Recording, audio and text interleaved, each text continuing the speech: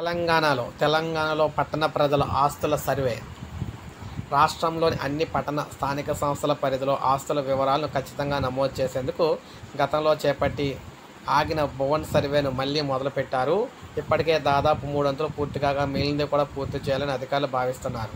సర్వేలో భాగంగా ఉపగ్రహ ఆధారితంగా ఫోటోలు తీయడంతో పాటు క్షేత్రస్థాయిలో సిబ్బంది పర్యటించి ఆయా ఆస్తుల తీరుతెన్నులు నమోదు చేస్తారు. వాటి వాస్తవ విస్తీర్ణాన్ని గుర్తించి తదనుగుణంగా పన్ను విధిస్తారు. ప్రతి ఆస్తికి 10 అంకెల property tax identification number PTN అయితే ఇవ్వడం జరుగుతుంది. అవకతవకలకు అడ్డుకట్ట. రాష్ట్రంలో పట్టణ స్థానిక సంస్థలు ఏటా దాదాపు 900 కోట్ల ఆస్తి పన్నును వసూలు చేస్తున్నాయి. అయితే పన్ను విధింపులు అనేక అవకతవకలు జరుగుతున్నాయని ఆరోపణలు ఉన్నాయి. పలు ప్రాంతాల్లో యజమానులు స్థానిక సిబ్బందితో కొమ్మక్కే ఆస్తి విలువ తక్కువగా చూపించి తక్కువ పన్ను చెల్లిస్తున్నట్లు ఆరోపణలు ఉన్నాయి. అలాగే వాణిజ్యపరమైన ఆస్తిని నివాస గృహంగా చూపించి కూడా పన్ను మొదలబులు అయితే చేస్తున్నారు. ఇట్లాంటి అవకతవకలు చెక్ పెట్టే ఉద్దేశంతో ప్రతి ఆస్తిని ఉపగ్రహ ఆధారిత మ్యాపింగ్ చేయాలని తలపెట్టి 2020లో లాంఛనంగా GHMC మినహా రాష్ట్ర వ్యాప్తంగా ఈ సర్వేను ప్రారంభించారు. అనంతరం కరోనా కారణంగా దాదాపు 2 ఏళ్ల పాటు నిలిచిపోయింది.